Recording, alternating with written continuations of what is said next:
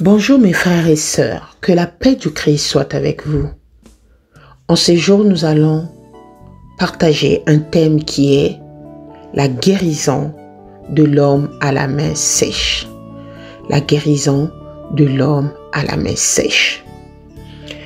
Nous allons lire dans l'évangile de Marc, chapitre 3, le verset 1 à 6. Marc, chapitre 3, le verset 1 à 6. Je vous invite à la lecture. Jésus entra de nouveau dans la synagogue. Il s'y trouvait un homme qui avait la main sèche. Il observait Jésus pour voir si le guérirait le jour du sabbat. C'était afin de pouvoir l'accuser. Et Jésus dit à l'homme qui avait la main sèche, « Lève-toi là au milieu. » Puis il leur dit, « Est-il permis, le jour du sabbat, de faire du bien ou de faire du mal, de sauver une personne ou de la tuer ?» Mais ils gardèrent le silence. Alors, promenant ses regards sur eux avec indignation et en même temps affligé de l'endurcissement de leur cœur, il dit à l'homme, « Étends ta main. » Il étendit et sa main fut guérie. Les pharisiens sortirent et aussitôt ils se consultèrent avec les Hérodiens sur les moyens de le faire périr. Amen.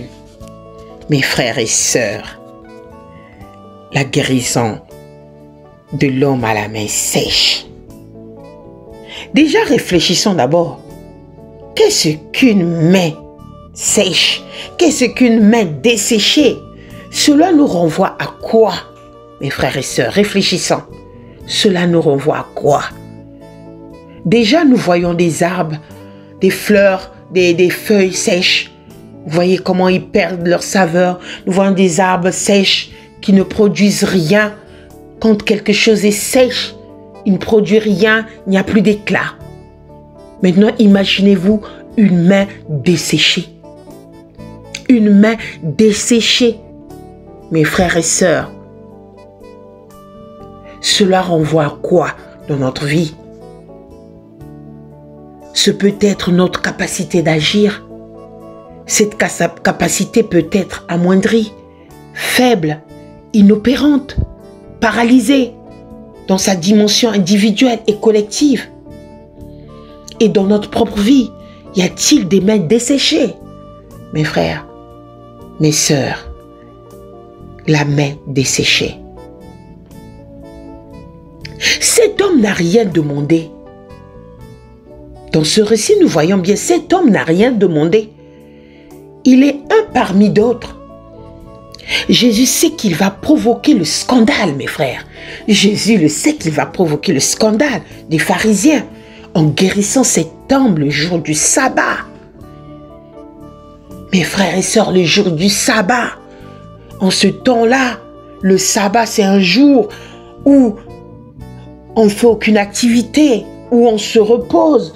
Et au temps de Jésus-Christ, en ce temps, on n'avait pas le droit de faire beaucoup de choses. Comment comprendre que Jésus aille ainsi au-devant des conflits de cette manière, au point de mettre sa vie en danger?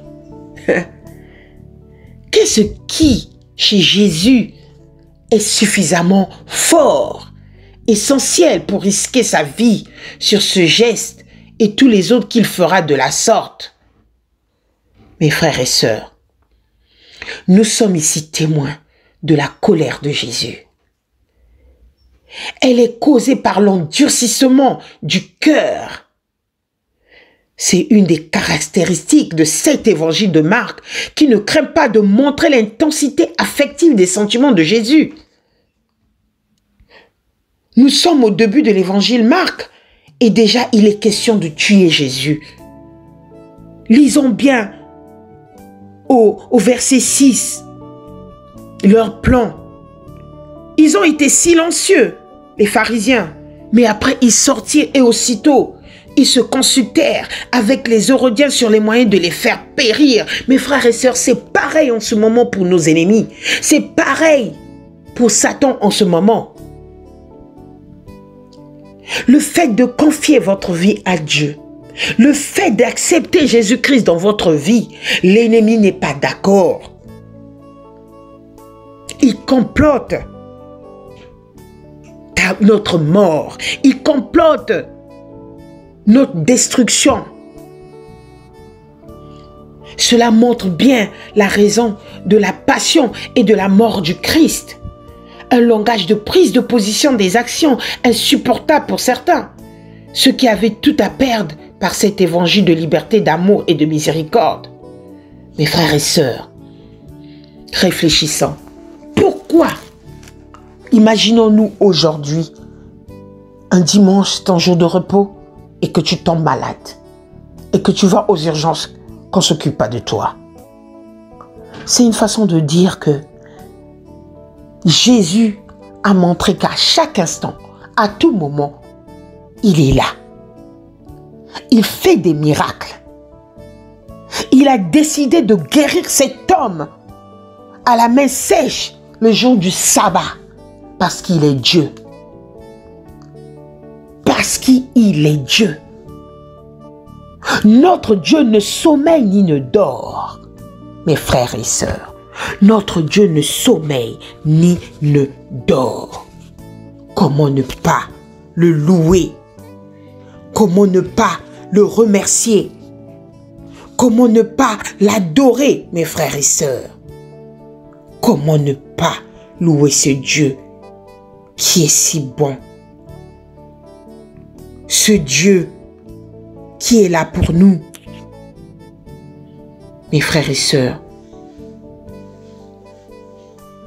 les signes que Jésus nous montre, c'est pour nous assurer une foi fervente. C'est pour nous assurer une foi qui assure une espérance et une foi qui va nous révéler les choses cachées, les mystères de Dieu. Mes frères et sœurs, nous devons prendre courage. Nous devons regarder notre Dieu en face des situations.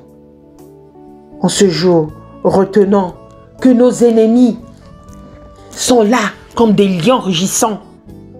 Ils cherchent qui dévorer parce que nous avons donné notre vie à notre Dieu. Quelle que soit ta maladie, mon frère, ma soeur, quel que soit ton handicap, quelle que soit ta souffrance, quelle que soit ta difficulté, sache-le, Jésus-Christ, il est là. Jésus-Christ, il est là. Aujourd'hui, il te dit, étends ta main. Il dit, étends ta main. Et notre main sera guérie. Aujourd'hui, cette main desséchée représente nos problèmes, nos difficultés. Mon frère et ma sœur, n'oublions pas que notre Seigneur, il est le Tout-Puissant. Ne l'oublions jamais. Quelle que soit la vallée de la mort que tu passes, quel que soit le sentier plein d'épines que tu passes, sache-le que le Seigneur, il est là pour nous délivrer, pour te délivrer. Que notre Seigneur soit béni. Amen. Prions, mes frères et sœurs. Père éternel, encore une fois de plus, tu nous as démontré que tu es Dieu. Tu nous as démontré qu'à chaque instant, à chaque heure, tu es là pour nous guérir, pour nous délivrer, pour nous sauver. C'est pour cela que nous répétons encore une fois de plus en ce jour avec mes frères et sœurs, guéris-nous, Éternel. Guéris-nous, Éternel, et nous serons guéris. Sauve-nous, Éternel, et nous serons sauvés, car tu es le sujet de nos louanges. Père éternel, viens habiter dans nos cœurs. Viens, Seigneur, nous donner du courage. Viens ranimer ta flamme dans nos vies, afin que nous soyons plus que vainqueurs, afin que nos ennemis qui complotent dans leur monde de ténèbres soient vaincus, soient brisés dans ton nom puissant, Seigneur Jésus.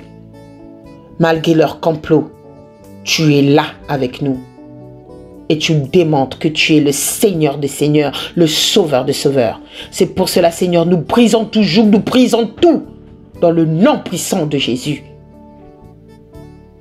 Seigneur, nous avons la foi que nos mains desséchées sont guéries.